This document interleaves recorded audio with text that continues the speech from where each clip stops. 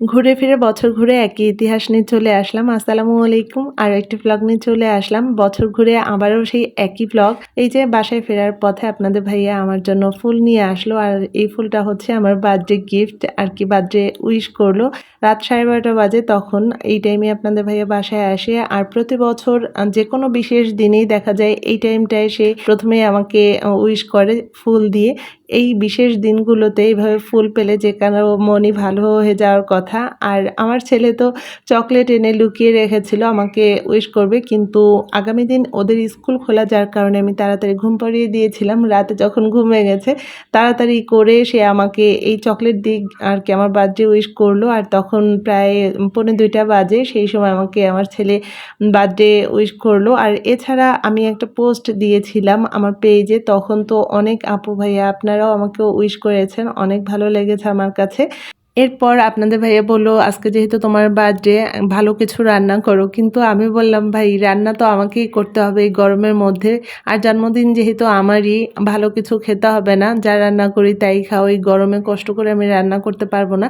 তেমন কিছুই রান্না করিনি, সাদামাটা খাবার রান্না করেছি, কারণ এই গরমে পোলাও মাংস এগুলো খাওয়া কোনোভাবেই সম্ভব না। তো এরপরে সন্ধ্যার দিকে আর কি মাগরিবের নামাজ পড়ে উঠেছে, তখনই আপনাদের ভাইয়া ফোন দিল যে তাড়াতাড়ি রেডি হও, বাইরে যাব কোথাও, তোমাকে নিয়ে ঘুরে আসি। তো আমি প্রথমে অনেকবার নিষেধ করেছিলাম, যেহেতু আমার ছেলেরা আজকে টিচার ছিল ওদের, তো ওরা তো টিচারের কাছে পড়বে, ওদেরকে রেখে যাবো। তো আপনাদের ভাইয়া বললো যে ওরা টিচারের কাছে পড়ুক, শুধু তোমাকে নিয়ে ঘুরে আসি। তো এরপরে আমরা দুইজন বের হয়েছি, আমাদের বাসার কাছাকাছি তো 30 গোডাউন, তো ওইখানে এসেছিলাম। বিকেলের দিকে 30 গোডাউনে অনেক ভিড় থাকে, কিন্তু সন্ধ্যার পরেও দেখলাম যে অনেক ভিড়। সন্ধ্যার পরে এই টাইমটা কখনো আসা হয় না, আসলে দেখা যায় বিকেলের দিকে আসা হয়। আর এরপরে এখানে আসার পরে নদীর পাড়ে দেখা যায় অনেক রকম খাবার পাওয়া যায়। তো এখানে এসে আমরা প্রথমে পাঁপড় খেয়েছি, অনেক ভালো লাগে নদীর পাড়ে এই খাবারগুলো খেতে। আর এইখানে দেখলাম যে আলু দিয়ে কীরকম মেশিন দিয়ে কেটে কীভাবে যেন বিক্রি আর কি, গরম তেলে ভেজে তারপরে একটু মশলা একটু সস দিয়ে দেয়। তো এটার দাম ছিল 40 টাকা করে, এক পিস আলুর দাম 40 টাকা, ভাবা যায়।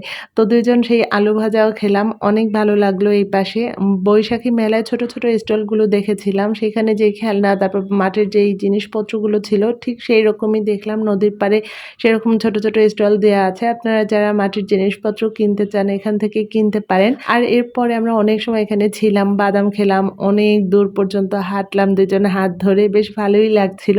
সমুদ্রের পাড়ে যেমন ফিশ ফ্রাই পাওয়া যায়, এখানেও তেমনটাই দেখলাম আর কি, মাছগুলো সাজানো আছে, যার যেটা পছন্দ সেভাবে অর্ডার করে এবং তারা সঙ্গে সঙ্গে সেটা ভেজে দেয়। কাঁকড়াও আছে, আপনারা চাইলে এখানে এসে কিন্তু ফিশ ফ্রাই তারপর কাঁকড়া ফ্রাই খেতে পারেন।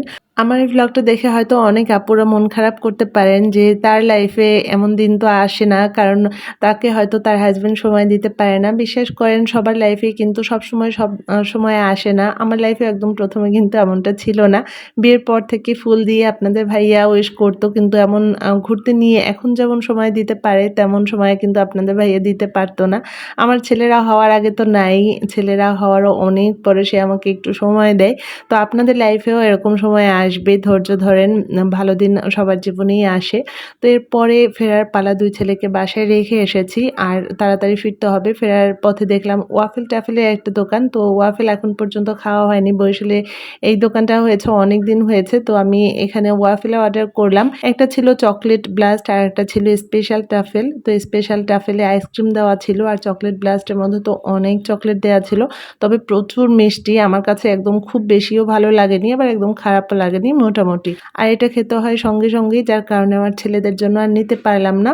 ভাবলাম কোনো একদিন ওদেরকে নিয়ে বের হয়ে এখানে এসে ওয়াফেল টাফেল ওদেরকে খাওয়াবো, একদম গরম গরম থাকে যখন, তখন খেতে এটা বেশি ভালো লাগে। তবে মিষ্টি যেহেতু অনেক বেশি, বাচ্চারা এটা বেশ পছন্দ করবে আমার কাছে মনে হয়, আর চকলেট দেওয়া আছে যেহেতু। তো এরপরে এই যে ওদের জন্য আমরা কোন আইসক্রিম নিয়ে নিলাম, আর এখন বাসায় ফেরার পালা। আজকের ব্লগটা তাহলে এখানেই শেষ করছি, আবার অন্য কোনো ব্লগে আপনাদের সঙ্গে গল্প করতে চলে আসবো। সে পর্যন্ত আল্লাহ তাআলা যেন আপনাদের সবাইকে ভালো রাখে। সবাই ভালো থাকবেন, খোদা হাফেজ।